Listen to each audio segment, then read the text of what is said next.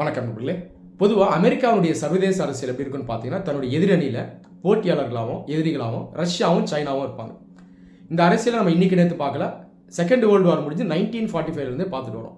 Second world war முடிஞ்சு gold வார் ஆரம்பிக்குது. Gold வாரில் இந்த உலகம் பார்த்தீங்கன்னா 2 அரசியல் பிரிவுகளாக இருந்தது. Western block, eastern block. Western பிளாக்ன்றது மேற்கத்திய நாடுகள், அவங்களுடைய லீடர் அமெரிக்கா. ஈஸ்டர்ன் பிளாக்குடைய leader USSR, also called Soviet Union. சித்தாந்த ரீதியாகவும் இந்த 2 பேர் பிரிஞ்சிருந்தாங்க. வெஸ்டர்ன் பிளாக் ஃபாலோ பண்ண ideology capitalism and liberal democracy, eastern block follow பண்ண ஐடியாலஜி கம்யூனிசம் அண்ட் சோஷியலிசம். இப்படி ஒரு அரசியலை தான் நம்ம தொடர்ந்து பார்த்துட்டு இருந்தோம். 1991 சோவியத் யூனியன் உடஞ்சு ரஷ்யா வெளியே வந்தாலும் இந்த கோல்டு வார் பாலிடிக்ஸ் கண்டினியூ ஆச்சு. இதுக்கு முன்னாடி அமெரிக்கன் பிரசிடென்ட்டாக இருந்த ஜோ பைடனும் இந்த பாலிடிக்ஸை தான் ஃபாலோ பண்ணிட்டு வந்தார். அவரும் ரஷ்யா சைனாவை தான் தன்னுடைய பிரதான போட்டியாளர்களாகவும் எதிரிகளாகவும் பார்த்துட்டு வந்தார். ஆனால் இன்னைக்கு அமெரிக்கன் பிரசிடென்ட்டாக இருக்கக்கூடிய டொனால்ட் ட்ரம்ப், இவருடைய அரசியல் இன்னைக்கு கம்ப்ளீட்டாக வேற மாதிரி இருக்கு. நிறைய பேருக்கு இது சர்ப்ரைசிங்காக இருக்கு. நீங்கள் உத்து கவனிச்சிங்கன்னா, ஆட்சிக்கு வந்ததுக்கப்புறம் இந்த கடந்த ஒரு மாதத்தில் தன்னுடைய போட்டியாளர்களான சைனா மேலேயும் ரஷ்யா மேலேயும் அவர் பெருசாக எதுவும் ஸ்டேட்மெண்ட்ஸை ரிலீஸ் பண்ணலை. சொல்லப்போனால் இவங்களை பற்றி அவங்க பெருசாகவே பேசலை. ஆனால் இன்னொரு பக்கம் தன்னுடைய கூட்டாளிகள் ஆன நண்பர்களான யுக்ரைன், கனடா, அது இல்லாமல் யூரோப்பியன் யூனியன் நாடுகளை எதிர்த்து ஸ்ட்ராங்காக ஸ்டேட்மெண்ட்ஸை ரிலீஸ் பண்ணிட்டு வர்றார். சில நாட்களுக்கு முன்னாடி யுக்ரைன் லீடர் ஜெலன்ஸ்கியை ஒரு டிக்டேட்டர்னு சொல்லியிருந்தார். யுக்ரைனே பார்த்தீங்கன்னா இப்போ மேற்கு நோக்கி தான் போயிட்டு இருக்கு. நேட்டோ ராணுவ அமைப்பில் ஒரு மெம்பர் ஆகணும்னு நினைக்குது. அப்படிப்பட்ட யுக்ரைன் லீடரை அவர் டிக்டேட்டர்னு சொல்றாரு. தன்னுடைய நெருங்கிய நண்பனும் நெய்பருமான கனடா, இந்த நாடின் மீது டேரிஃப்ஸை நான் அதிகமாக விதிக்க போறேன் அப்படின்னு சொல்லியிருந்தார். நேற்று யூரோப்பியன் யூனியனை எதிர்த்து ஒரு ஸ்ட்ராங் ஸ்டேட்மெண்ட் கொடுத்துருக்காரு. யூரோப்பியன் யூனியன் உருவானது அமெரிக்காவுக்கு எதிராக செயல்படுறதுக்கு தான், அமெரிக்காவை அழிச்சிடும் போல இருக்கு அப்படின்ற மாதிரி ஒரு ஸ்டேட்மெண்ட்ஸ் கொடுத்துருக்காரு. இது ரொம்பவே ஒரு சர்ப்ரைசிங் ஸ்டேட்மெண்ட்டாக இருக்குது. 2ஆம் உலகப் போர்லேருந்து ஐரோப்பிய நாடுகளும், அதாவது மேற்கு ஐரோப்பிய நாடுகளும் அமெரிக்காவும் ரொம்ப ஸ்ட்ராங் பார்ட்னர்ஸாக இருக்காங்க. ஆனால் இப்போ இப்படி ஒரு ஸ்டேட்மெண்ட்டை கொடுத்துருக்காரு. சரி, ஏன் ட்ரம்ப் இந்த மாதிரி பேசிட்டு வராரு? அவருக்கு மெயின் எனிமீஸாக ரஷ்யாவும் சைனாவும் தானே இருக்கணும்.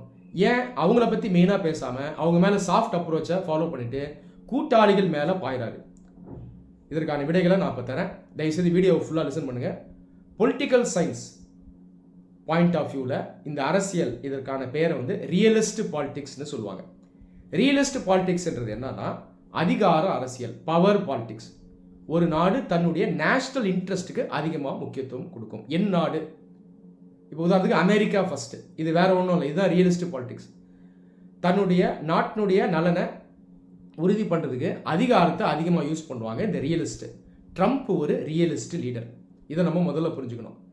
இதை தாண்டி இந்த ரியலிஸ்ட் லீடர்ஸ் எப்படி இருப்பாங்கன்னா, தனக்கு எதிரிகள் இருந்தாலும் போட்டியாளர் இருந்தாலும் அவங்கள ரெக்கக்னைஸ் பண்ணுவாங்க, அவங்களுக்கு அங்கீகாரம் கொடுப்பாங்க. ஓகேப்பா, நீயும் இரு, நானும் இருக்கேன், இந்த உலகத்தை நம்ம ஆட்சி செய்யலாம், நீயும் நானும் எதிரணிகள் இருப்போம், ஓகேவா, தேவைப்பட்டால் போட்டி போடுவோம், ஆனால் நீ என்ன ரெஸ்பெக்ட் பண்ணோம், நான் உன்னை ரெஸ்பெக்ட் பண்ணுறேன் அப்படின்ற புரிதலுக்கு வந்துடுவாங்க. இது ஒரு சிம்பிள் எக்ஸாம்பிளோட நான் எக்ஸ்பிளைன் பண்ணுறேன், உங்களுக்கு இன்னும் பெட்டராக புரியும். நீங்கள் எல்லாருமே தமிழில் பாட்ஷா படம் பார்த்துருப்பீங்க. Hero Rajinikanth Baasha, villain Raghuvaran, Mark Antony. ஒரு ஸ்டேஜில் வில்லன் மார்க் ஆண்டனி ஹீரோ பாட்ஷாவை கூப்பிட்டு பேச்சுவார்த்தை நடத்துவார். ஏன்பா, நீயும் பெரிய லீடர், நானும் பெரிய ஒரு லீடர், அதாவது மாஃபியா லீடர், நமக்குள்ளே சண்டை வேணாம், நீயும் மும்பையில் இரு, நானும் மும்பையில் இருக்கேன், நமக்குள்ளே சண்டை போட்டுக்க வேணாம், மும்பையில் ஒரு பார்ட்டை நீ கண்ட்ரோல் பண்ணு, ஒரு பார்ட்டை நான் கண்ட்ரோல் பண்ணுறேன்னு பேச்சுவார்த்தை நடத்துவார். இது எக்ஸாம்பிள் ஃபார் ரியலிஸ்ட் பாலிடிக்ஸ். அந்த பாலிடிக்ஸ் தான் இன்னைக்கு ட்ரம்ப் பண்ணுறாரு. ரஷ்யா சைனாவை எதிர்த்து பெருசாக ஸ்டேட்மெண்ட்ஸை ரிலீஸ் பண்ணலை. அப்போ என்ன புரிஞ்சுக்கணும்னா, இனி தேதியில் உலகத்தில் மெயினான வல்லரசுகள் America, Russia, China, great powers. நாம் அப்படியே இருப்போம், நமக்குள்ளே போட்டி இருக்கட்டும், நமக்குள்ளே பிரச்சனை வந்தால் பார்த்துக்கலாம், போட்டி போடுவோம், ஆனால் ஒருத்தருக்கு ஒருத்தர் ரெக்கக்னைஸ் பண்ணுவோம். அதை தாண்டி இந்த ட்ரம்ப்னுடைய அரசியல் எப்படி இருக்குன்னா, தன்னுடைய கூட்டாளிகள் இருக்காங்க பாருங்க, இவங்க அந்த அளவுக்கு நமக்கு ஹெல்ப்ஃபுல்லாக இல்லை, தேவையில்லைன்னா அவங்களே ஒதுக்கி வச்சிருவாங்க. இதுதான் ரியலிஸ்ட் பாலிடிக்ஸ். அதை தான் நீங்கள் ட்ரம்ப் பண்ணுறாரு. உதாரணத்துக்கு இவ்வளோ காலம் பார்ட்னராக இருந்த EU, ஒரு பிரதர் அப்படின்னே சொல்லலாம். இந்த EUஏ இன்னைக்கு ஒதுக்கி வைக்க பார்க்குறாரு. EUனால எங்களுக்கு பாரம் தாங்க, நேட்டோவில் அமெரிக்கா தான் அதிகம் ஸ்பெண்ட் பண்ணுது, EU அவங்களுடைய தேவையை அவங்களே பார்த்துக்கிட்டோம் அப்படின்னு இன்னைக்கு சொல்கிறாரு. இப்போ ஃபியூச்சரில் பாலிடிக்ஸ் எப்படி போகும்னா, இந்த உலகம் 4 பவர் பிளாக்ஸாக போக வாய்ப்பு இருக்குது. அமெரிக்கா, சைனா, ரஷ்யா, இன்னொன்று யூரோப். யூரோப் ஒரு புதிய அதிகார மையமாக உருவெடுக்கிறதுக்கு வாய்ப்பு இருக்குது. அதற்கான சயின்ஸும் ஆரம்பிச்சிருச்சு அப்படின்னு நான் சொல்லுவேன். உதாரணத்துக்கு ஜெர்மனியில் இன்னைக்கு புதிய லீடராக வந்திருக்கக்கூடிய மெர்ஸ், அவர் இதை சொல்லியிருக்காரு. ஏன்ப்பா அமெரிக்கன்ஸ் இப்படி பேசுகிறாங்க, நாம் ஒன்றும் அவங்கள நம்பி இல்லை, நம்ம அந்த காலத்துலேருந்தே வல்லரசாக இருக்கோம், நம்மளுடைய தேவைகள் நம்ம பார்த்துக்கலாம், தேவைப்பட்ட நேட்டோ நம்பி இல்லாமல் நமக்குன்னு தனியாக ஒரு டிஃபென்ஸ் ஆர்கனைசேஷனை உருவாக்கலான்னு அவர் இன்னைக்கு பேசுகிறாரு.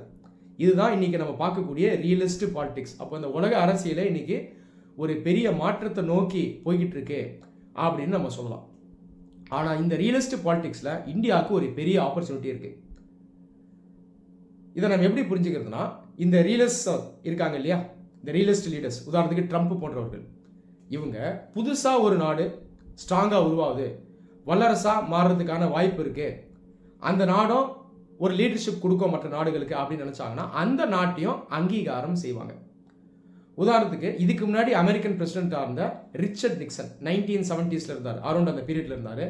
அவர் தான் சைனாவோட ஒரு நல்ல உறவை ஏற்படுத்தணும் அப்படின்னு நினைச்சார். அந்த காலகட்டத்தில் சைனாவும் அமெரிக்காவும் எதிரி அணிகளில் இருந்தாங்க. இவங்க வெஸ்ட்ல இருந்தாங்க, அவங்க ஈஸ்ட்ல இருந்தாங்க. அந்த காலகட்டத்தில் மேற்கத்திய நாடுகள் சைனாவை ஒரு நாடாவே அங்கீகாரம் பண்ணல.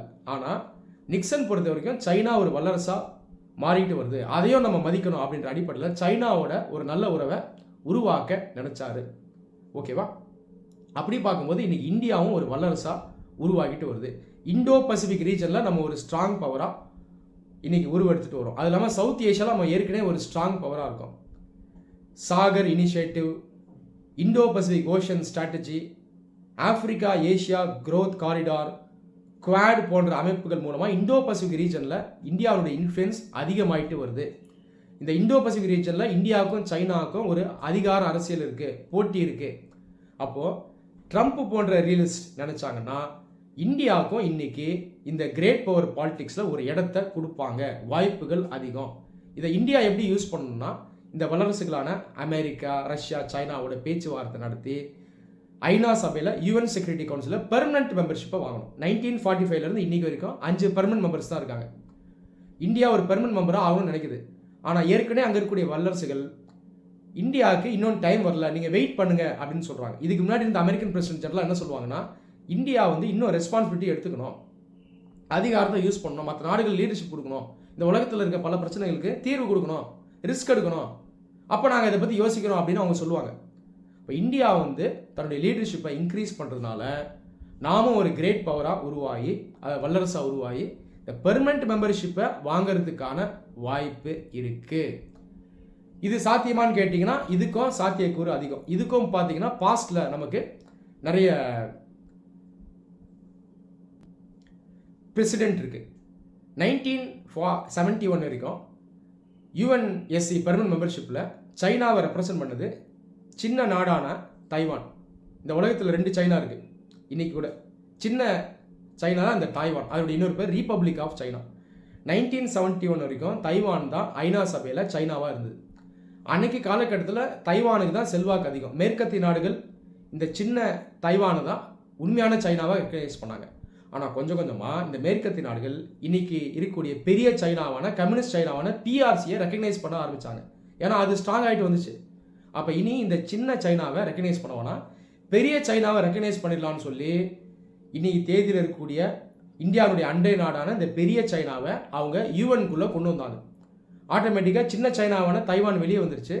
பெர்மனன்ட் மெம்பர்ஷிப்குள்ளேயும் பெரிய சைனா பிஆர்சி உள்ளே போயிடுச்சு. அப்போ பாஸ்டில் பார்த்தீங்கன்னா அதுக்கெல்லாம் பிரசிடென்ஸ் இருக்குது, நமக்கு எவிடன்ஸ் இருக்குது.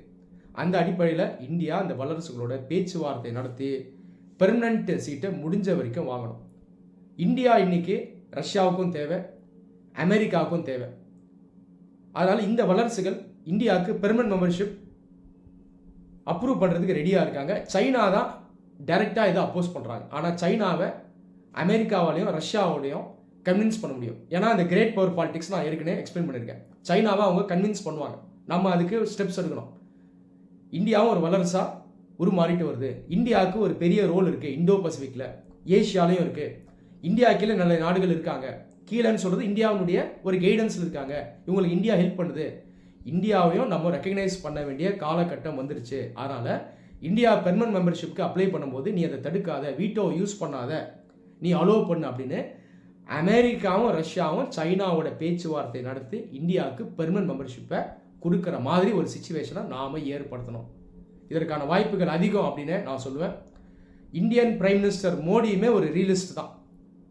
அதனால் மோடி அவர்கள் என்ன பண்ணணும்னா இந்த வல்லரசுகளோட பேச்சுவார்த்தை நடத்தி, மெயினாக அமெரிக்காவோடையும் ரஷ்யாவோடையும் பேச்சுவார்த்தை நடத்தி சைனாவோட அவங்கள பேச வச்சு சைனாவை கன்வின்ஸ் பண்ணி இந்தியா கூடிய விரைவில் யுஎன்எஸ்சி பெர்மனன்ட் மெம்பர்ஷிப்பை நாம் வாங்கணும். இது எந்த அளவுக்கு சாத்தியமாக போகுது அப்படின்றத நம்ம வெயிட் பண்ணி தான் பார்க்கணும். ட்ரம்ப் இன்னும் 4 வருடங்கள் தான் பிரசிடெண்ட்டாக இருப்பார். அதுக்கப்புறம் அவரால் மறுபடியும் பிரசிடெண்ட்டாக வர முடியாது. காரணம் என்னன்னா, அமெரிக்காவில் பிரசிடெண்ட்டுக்கு 2 டேர்ம் தான், 3rd டேர்ம் கிடையாது. ட்ரம்ப் பிரசிடெண்ட்டாக இருக்கும்போதே அவருடைய பிராண்ட் ஆஃப் ரியலிஸ்ட் பாலிடிக்ஸை யூஸ் பண்ணி இன்னைக்கு சர்வதேச அரசியல் மாற ஆரம்பிச்சிருக்கு. இந்த ட்ரெண்டையுமே நம்ம யூஸ் பண்ணி இந்த பெர்மனன்ட் மெம்பர்ஷிப்பை நம்ம சீக்கிரமாக வாங்கிடணும். நன்றி.